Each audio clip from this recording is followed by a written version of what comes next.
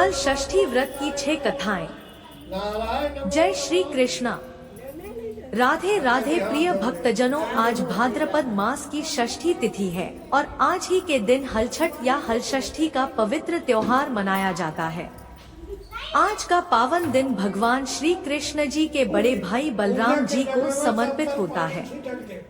हलछठ का व्रत रखने और इसकी व्रत कथा को सुनने से मनुष्यों के सभी जाने और अनजाने में किए गए पाप नष्ट हो जाते हैं और सभी मनोकामनाएं पूरी होती हैं। संतान की लंबी आयु के लिए यह व्रत रखा जाता है और भगवान के आशीर्वाद से संतान के जीवन पर आए सभी संकट दूर हो जाते हैं। भगवान श्री कृष्ण के बड़े भाई बलराम जी का प्रिय अस्त्र हल ही था। किसान के लिए हल और बैल बहुत महत्वपूर्ण होते हैं, इसलिए वे बलराम जयंती के दिन व्रत रखकर हल, बैल और हलधर बलराम की पूजा करते हैं। जो महिलाएं हल छठ अर्थात हलषष्ठी का व्रत रखती हैं, वे इस दिन हल से जुटी हुई सामग्री अर्थात अनाज नहीं खा सकती और न ही गाय का दूध अथवा घी खा सकती हैं। उस दिन उन्हें केवल वृक्ष पर लगे खाद्य पदार्थ खाने की अनुमति होती है। तो आज मैं आपको हल छठ की बड़ी ही दुर्लभ कथा सुनाने जा रही हूँ। इन कथाओं को बड़ी ही श्रद्धा और प्रसन्नचित्त मन से अवश्य सुनिएगा। आज की इस वीडियो में पूरी 6 कथाएं हैं, क्योंकि हलषष्ठी के दिन 6 कथा सुनने का विधान है। कहा जाता है कि अगर हलषष्ठी के दिन 6 कथा न सुनी जाए तो व्रत अधूरा माना जाता है। आइए बिना देरी किए हलषष्ठी की पहली कथा का रसपान करते हैं। कथा को सुनने से पहले कमेंट बॉक्स में हल छठ माता की जय अवश्य लिखें। प्राचीन काल में एक ग्वालिन थी। उसका प्रसव काल अत्यंत निकट था। एक और वह प्रसव से व्याकुल थी तो दूसरी ओर उसका मन गौरस अर्थात दूध दही बेचने में लगा हुआ था। उसने सोचा कि यदि प्रसव हो गया तो दूध और दही यूं ही पड़ा रह जाएगा। यह सोचकर उसने दूध दही के घड़े सिर पर रखे और बेचने के लिए चल दी। किंतु कुछ दूर पहुंचने पर उसे असहनीय प्रसव पीड़ा हुई। वह एक झरबेरी की ओट में चली गई और वहां एक बच्चे को जन्म दिया। वह बच्चे को वहीं छोड़कर पास के गांवों में दूध दही बेचने चली गई। संयोग से उस दिन हल षष्ठी थी। गाय भैंस के मिश्रित दूध को केवल भैंस का दूध बताकर उसने सीधे साधे गांव वालों में बेच दिया। उधर जिस झरबेरी के नीचे उसने बच्चे को छोड़ा था, उसके समीप ही खेत में एक किसान हल जोत रहा था। अचानक उसके बैल भड़क उठे और हल का फल शरीर में घुसने से वह बालक मर गया। इस घटना से किसान बहुत दुखी हुआ, फिर भी उसने हिम्मत और धैर्य से काम लिया। उसने झरबेरी के कांटों से ही बच्चे के चिरे हुए पेट में टांके लगाए और उसे वहीं छोड़कर चला गया। कुछ देर बाद ग्वालिन दूध बेचकर वहां आ पहुंची। बच्चे की ऐसी दशा देखकर उसे समझते देर नहीं लगी कि यह सब उसके पाप की सजा है। वह सोचने लगी कि यदि मैंने झूठ बोलकर गाय का दूध न बेचा होता और गांव की स्त्रियों का धर्म भ्रष्ट न किया होता तो मेरे बच्चे की यह दशा न होती।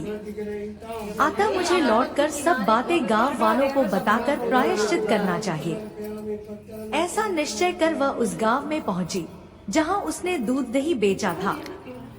वह गली गली घूमकर अपनी करतूत और उसके फलस्वरूप मिले दंड का बखान करने लगी। तब स्त्रियों ने स्वधर्म रक्षार्थ और उस पर रहम खाकर उसे क्षमा कर दिया और आशीर्वाद दिया। बहुत सी स्त्रियों द्वारा आशीर्वाद लेकर जब वह पुनः झरबेरी के नीचे पहुंची तो यह देखकर आश्चर्यचकित रह गई कि वहां उसका पुत्र जीवित अवस्था में पड़ा है। तभी उसने स्वार्थ के लिए झूठ बोलने को ब्रह्मा हत्या के समान समझा और कभी झूठ न बोलने का प्रण कर लिया। प्रेम से बोलिए षष्ठी माता की जय। अब आइए हल षष्ठी की दूसरी कथा को सुनते हैं। मथुरा के राजा कंस अपनी बहन देवकी को विवाह उपरांत विदा करने जा रहे थे। तभी आकाशवाणी हुई कि देवकी का 8वां गर्भ तेरी मृत्यु का कारण बनेगा। यह जानकर कंस ने अपनी बहन और बहनोई को कारागार में डाल दिया और वासुदेव देवकी जी के 6 पुत्रों को एक एक कर कंस ने मार डाला। जब 7वें बच्चे के जन्म का समय नजदीक आया तो देवर्षि नारद जी वासुदेव देवकी जी से मिलने कारागार में पहुँचे और उनके दुख का कारण जानकर देवकी को हलषष्ठी देवी का व्रत रखने की सलाह दी। देवकी ने नारद जी से हलषष्ठी व्रत की महिमा और कथा पूछी। नारद जी ने पुरातन कथा कहना प्रारंभ किया। नारद जी कहते हैं, उज्जैन नगरी में 2 सौतन रहती थी। एक का नाम रेवती और दूसरी का नाम मानवती था। रेवती को कोई संतान नहीं थी, जबकि मानवती के 2 पुत्र थे। रेवती अपने सौत के बच्चों को देखकर हमेशा जलती रहती थी और उनके पुत्रों को मारने का जतन ढूंढती रहती थी। एक दिन उन्होंने मानवती को बुलाकर कहा, बहन, आज तुम्हारे मायके से कुछ राहगीर मुझे मिले थे। उन्होंने बताया कि तुम्हारे पिताजी बहुत बीमार हैं और वह तुम्हें देखना चाहते हैं। पिता की बीमारी की बात को सुनकर मानवती बहुत दुखी हुई। रेवती कहने लगी, बहन, तुम शीघ्र अपने पिता से मिलने चली जाओ। जब तक तुम वापस नहीं आओगी तब तक मैं तुम्हारे बच्चों का ध्यान रखूंगी। रेवती की बात को सच मानकर अपने पुत्रों को रेवती के हाथों सुरक्षित देकर मानवती अपने पिता से मिलने मायके चली गई।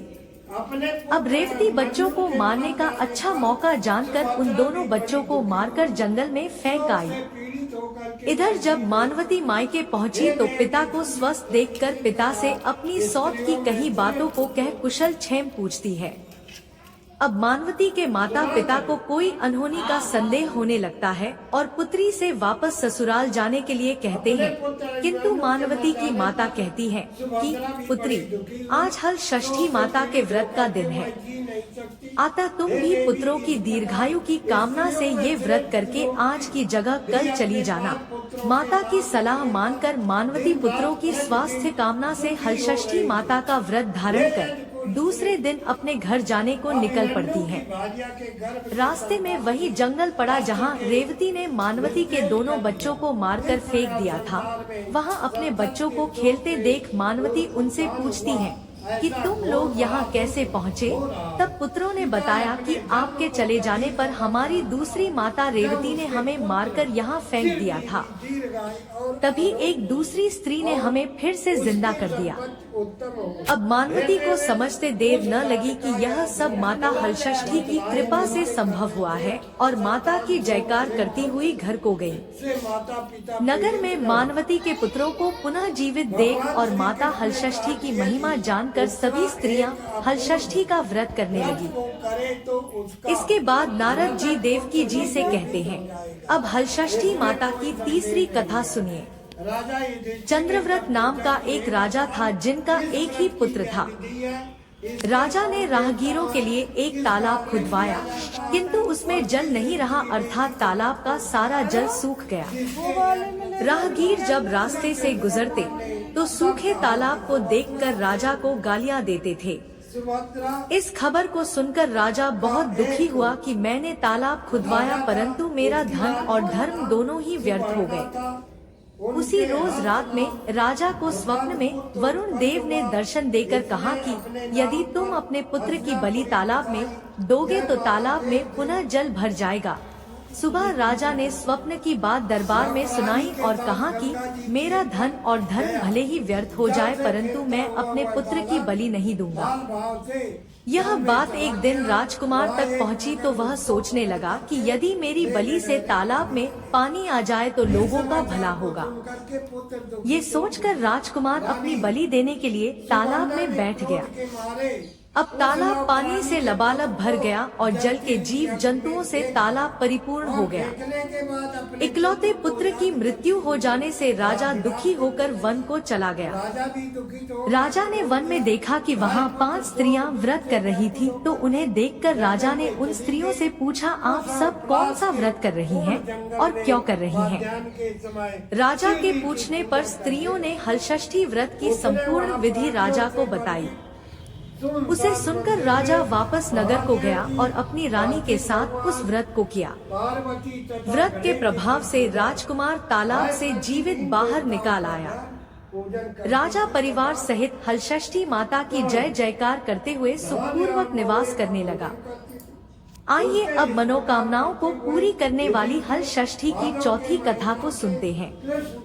एक बार राजा युधिष्ठिर ने भगवान श्री कृष्ण जी से बहुत ही दुखी भाव से कहा, है देवकी नंदन, सुभद्रा अपने पुत्र अभिमन्यु की मृत्यु से बहुत दुखी है और अभिमन्यु की पत्नी उत्तरा के गर्भ की संतान भी ब्रह्मास्त्र के तेज से धीरे धीरे दग्ध हो रही है, क्योंकि दुष्ट अश्वत्थामा ने गर्भ को निस्तेज कर दिया है। द्रौपदी भी अपने 5 पुत्रों के मारे जाने से अत्यंत दुखी है। अतः आप इस महादुख से बाहर निकलने का कोई उपाय बताइए। तब भगवान श्री कृष्ण ने कहा, है युधिष्ठिर, मैं तुम्हें हलषष्ठी व्रत की महिमा बताता हूँ, इसे ध्यान लगाकर सुनिएगा। यह व्रत भाद्रपद के कृष्ण पक्ष की षष्ठी पर भगवान शिव, देवी पार्वती, भगवान गणेश और स्वामी कार्तिकेय की विधि विधान से पूजन करने से पुत्र पौत्र की अल्प आयु और दुख से मुक्ति प्रदान करता है। भगवान श्री कृष्ण जी ने राजा युधिष्ठिर को इस व्रत की कथा सुनाई। श्री कृष्ण जी कहते हैं, पूर्व काल में सुभद्र नाम का राजा था, जिनकी रानी का नाम सुवर्णा था। राजा रानी को एक हस्ती नामक पुत्र था। एक बार राजकुमार हस्ती धायमा के साथ गंगा स्नान करने गया। बाल स्वभाववश हस्ती जल में खेलने लगा। तभी एक मगरमच्छ ने उसे अंदर खींच लिया। इसकी सूचना धायमा ने जाकर रानी सुवर्णा को सुनाया। इस पर रानी ने क्रोध में आकर धायमा के पुत्र को धधकती हुई आग में डाल दिया। पुत्र शोक से व्याकुल धायमा निर्जन वन में चली गई और वन में एक सुनसान मंदिर के पास रहने लगी। वन में सूखा महुआ आदि जो भी मिलता धायमा उसे खाती और मंदिर में विराजित भगवान शिव, देवी पार्वती, भगवान गणेश और स्वामी कार्तिकेय का पूजन कर दिन बिताने लगी। इधर नगर में एक अद्भुत घटना घटी। धायमा का पुत्र आग की भट्ठी से जीवित निकल आया और खेलने लगा। यह खबर पूरे नगर में फैलते हुए राजा और रानी के पास तक पहुंची, तो उन्होंने इस घटना के विषय में पुरोहितों से पूछा। तभी सौभाग्य से वहां दुर्वासा ऋषि पहुंचे। राजा रानी ने ऋषि का पूजन कर धायमा के पुत्र के जीवित होने का कारण पूछा, तो दुर्वासा ऋषि ने कहा, हे राजन, आपके डर से धायमा जंगल में एकांत में व्रत करती थी। यह सब इस व्रत का प्रभाव है। अब राजा रानी सभी नगरवासियों के साथ दुर्वासा जी की अगुवाई में उस जंगल में धायमा के पास पहुँचे और व्रत के विषय में अधिक जानकारी ली। तब धायमा ने कहा, महाराज, मैं पुत्र शोक से दुखी होकर यहाँ रहने लगी और यहाँ व्रत ग्रहण कर भगवान शिव, पार्वती, गणेश जी और स्वामी कार्तिकेय का पूजन कर सूखा महुआ आदि खाकर जीवित रहती थी। कल रात को मुझे स्वप्न में भगवान शिव जी के दर्शन हुए थे और उन्होंने कहा कि तुम्हारा पुत्र जीवित हो जाएगा। अब रानी ने धायमा से हल छठ व्रत की पूजा विधि को पूछा, तो दुर्वासा जी ने हल छठ व्रत की संपूर्ण पूजा विधि बताया। राजा रानी ने हल छठ व्रत की महिमा जानकर व्रत किया। व्रत के प्रभाव से राजपुत्र हस्ती मगरमच्छ के चंगुल से छूटकर खेलते हुए नगर में वापस आ गया।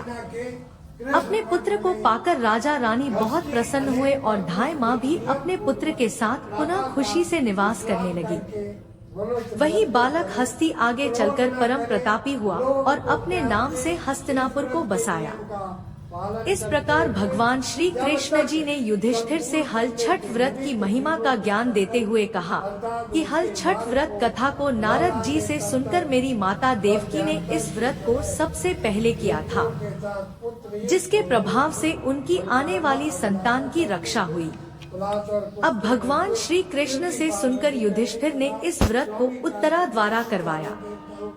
व्रत के प्रभाव से उत्तरा का अश्वत्थामा द्वारा नष्ट हुआ गर्भ पुनः जीवित हो गया तथा प्रसव के पश्चात बालक का जन्म हुआ, जो कालांतर में राजा परीक्षित के नाम से प्रसिद्ध हुआ।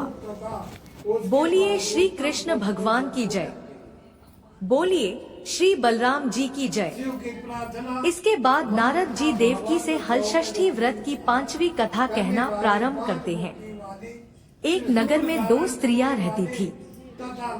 दोनों एक ही परिवार की थी और रिश्ते में देवरानी जेठानी लगती थी। शिव जी को प्रणाम। देवरानी का नाम सलोनी था, जो बड़ी ही नेक, सदाचारिणी तथा दयालु थी। जेठानी का नाम तारा था, वह स्वभाव से बड़ी ही दुष्ट थी। एक बार दोनों ने हल छठ का व्रत किया। विधिवत पूजन इत्यादि के बाद शाम को दोनों भोजन के लिए थालियां परोसकर ठंडी होने के लिए रखकर बाहर जाकर बैठ गई। उस दिन सलोनी ने खीर तथा तारा ने महेरी बनाई थी। अचानक 2 कुत्ते उनके घर में घुसे और भोजन खाने लगे। अंदर से चप चप की आवाज आई तो दोनों अपने अपने कक्ष के भीतर जाकर देखने लगी। सलोनी ने कुत्ते को खीर खाते देखा तो कुछ नहीं बोली तथा बर्तन में बची हुई बाकी खीर भी उसके आगे डाल दी। लेकिन तारा थाली में मुंह मारते कुत्ते को देखते ही आगबूला हो गई। उसने कमरे का द्वार बंद किया और फिर डंडा लेकर कुत्ते को इतना मारा कि उसकी कमर ही तोड़ डाली। कुत्ता अधमरा होकर जैसे तैसे जान बचाकर वहां से भागा। दोनों कुत्ते जब बाहर मिले तो एक दूसरे का हालचाल पूछने लगे। जो कुत्ता सलोनी के कक्ष में गया था वह बोला, मैं जिसके कक्ष में गया था वह स्त्री तो बड़ी भली है। मुझे खीर खाते देखकर भी उसने कुछ नहीं कहा, बल्कि बर्तन में खीर समाप्त हो जाने के बाद उसने उसमें और खीर डाल दी ताकि मैं भरपेट खा सकूं। उसने तो मेरी आत्मा ऐसी तृप्त की कि मैं उसे बार बार आशीर्वाद दे रहा हूँ। मेरी तो ईश्वर से यही कामना है कि मरने के बाद मैं उसी का पुत्र बनूं और जीवन भर उसकी सेवा करके इस ऋण को चुकाता रहूं। जिस प्रकार उसने मेरी आत्मा को तृप्त किया है, उसी प्रकार मैं उसकी आत्मा को तृप्त और प्रसन्न करता रहूं। अब तुम बताओ तुम्हारे साथ क्या बीती? लगता है तुम्हारी तो वहाँ खूब पिटाई हुई है। दूसरा कुत्ता बड़े ही दुखी स्वर में बोला, तुम्हारा अनुमान ठीक ही है भाई। आज से पहले मेरी ऐसी दुर्गति कभी नहीं हुई थी। पहले तो थाली में मुंह मारते ही सारा जबड़ा हिल गया। फिर भी भूख से परेशान होकर मैंने 2-4 कौर सटके ही थे कि वह दुष्ट स्त्री आ गई और कमरा बंद करके डंडे से उसने मुझे इतना मारा कि मेरी कमर ही तोड़ डाली। मैं तो ईश्वर से यही निवेदन करता हूँ कि अगले जन्म में मैं उसका पुत्र बनकर उससे बदला चुकाऊं। जैसे उसने मार मार कर मेरी कमर तोड़ी है, वैसे ही भीतरी मार से मैं भी उसका हृदय और कमर तोड़ डालूं। कहते हैं कि बेजुबान की बद्दुआ बहुत बुरी होती है। इसे दैवयोग ही कहा जाएगा कि दूसरा कुत्ता शीघ्र ही मर गया और मरकर उसने तारा के घर में ही पुत्र रूप में जन्म लिया। पुत्र रत्न पाकर तारा बहुत खुश हुई। पुत्र को लेकर उसने अपने मन में बड़े बड़े मंसूबे बांध लिए। परंतु दूसरे दिन ही जब घर घर में हल षष्ठी का पूजन हो रहा था तब वह लड़का मर गया। तारा की तो जैसे दुनिया ही उजड़ गई। वह दहाड़े मार मार कर रोने लगी। लेकिन किया भी क्या जा सकता था। जैसे तैसे उसने अपने सीने पर सब्र का पत्थर रख लिया। फिर तो हर वर्ष उसके लड़का होता और हल षष्ठी के दिन मर जाता। जब 3-4 बार ऐसा हुआ तो तारा को इस पर कुछ संदेह हुआ कि आखिर मेरा लड़का हल षष्ठी के दिन ही क्यों मरता है। फिर एक रात सपने में उसे वही कुत्ता दिखाई दिया। उसने कहा, मैं ही बार बार तेरा पुत्र होकर मृत्यु को प्राप्त हो रहा हूँ। तूने मेरे साथ जो व्यवहार किया था मैं उसी का बदला चुका रहा हूँ। तारा बहुत दुखी हुई और उसने अपने किए का प्रायश्चित करने का उपाय पूछा। तब उस कुत्ते ने बताया, अब से हल छठ के व्रत में हल से जुता हुआ अन्न तथा गाय का दूध दही न खाना, होली की भुनी हुई बाल तथा होली की धूल आदि हल छठ पूजा में चढ़ाना। तब कहीं मैं तेरे घर में आकर जीवित रहूंगा। पूजा के समय यदि तारक गण छिटके तो तू समझना कि अब मैं यहाँ जीवित रहूंगा। तारा ने वैसा ही किया और इस हल षष्ठी के व्रत के प्रभाव से उसकी संतान जीने लगी। तभी से संतान कामना और सुख सौभाग्य के लिए यह व्रत किया जाता है। प्रेम से बोलिए हल छठ मैया की जय। अब आइए हल षष्ठी की छठवीं और अंतिम कथा का रसपान करते हैं। दक्षिण में एक सुंदर नगर था। वहाँ एक बनिया अपनी पत्नी के साथ रहता था। दोनों पति पत्नी स्वभाव से बहुत अच्छे और संस्कारी थे।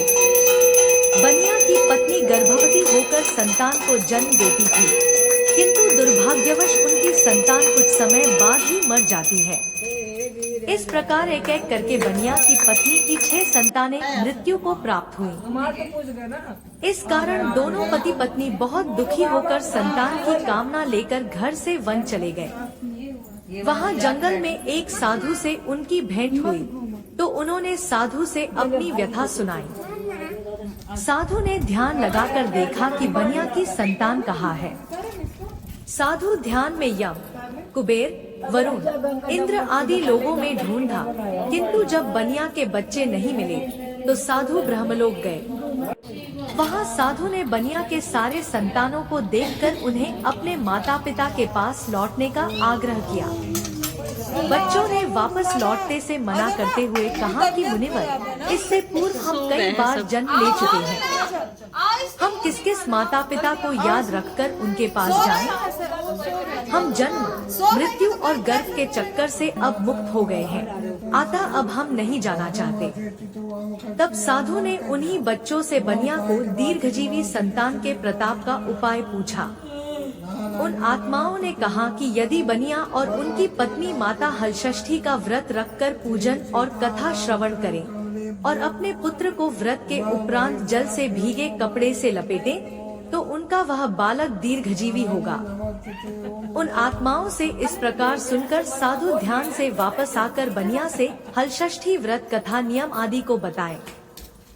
साधु से यह विधि विधान सुनकर दोनों पति पत्नी घर वापस गए। समय उपरांत जब हलषष्ठी व्रत का दिन आया तो उन्होंने व्रत रखा और संतान प्राप्ति का वरदान मांगा। माता हलषष्ठी की कृपा से अब बनिया की पत्नी गर्भवती हुई और एक सुंदर संतान को जन्म दिया।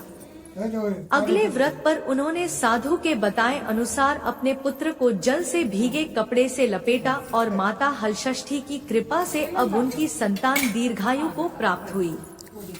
बनिया का परिवार प्रसन्नता पूर्वक जीवन यापन करने लगा। बोलिए माता हलषष्ठी की जय। अगर वीडियो पसंद आई तो हम